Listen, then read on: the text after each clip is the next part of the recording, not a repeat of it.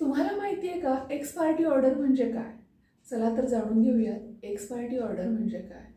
जेव्हा न्यायालय प्रतिवादीला समन्सची बजावणी करतं आणि प्रतिवादीला समन्स मिळूनही प्रतिवादी जेव्हा कोर्टात हजर होत नाही, तर अशा परिस्थितीमध्ये जेव्हा न्यायालय त्या खटल्याचे कामकाज किंवा त्या दिवाणी दाव्याचे कामकाज जे आहे ते पुढे चालू ठेवतो, तर त्याला आपण एक्स पार्टी प्रोसिडिंग असं म्हणतो. आणि या प्रोसिडिंगच्या दरम्यान जर काही न्यायालयीन आदेश होत असतील तर त्याला आपण एक्स पार्टी ऑर्डर असं म्हणतो.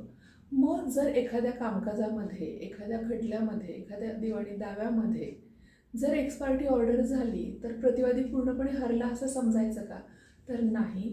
प्रतिवादी कोर्टामध्ये त्याच्या गैरहजेरीचं पुरेसं कारण, दॅट इज सफिशियंट कॉज देऊ शकला आणि न्यायालयात जर ते मान्य असेल तर प्रतिवादीच्या विरुद्ध झालेल्या एक्स पार्टी ऑर्डर्स रद्द करण्यासाठी तो प्रतिवादी अर्ज करू शकतो. तशी तरतूद सिव्हिल प्रोसिजर कोडमध्ये दिलेली आहे. मग अशा एक्स पार्टी प्रोसिडिंग चालू असताना त्याच्यामध्ये जर अंतिम न्यायनिवाडा झाला तर त्याला एक्स पार्टी डिक्री असंही म्हटलं जातं. सो अशाच नवनवीन माहितीसाठी लीगल लेन्स मराठीला सबस्क्राईब करा. थँक्यू.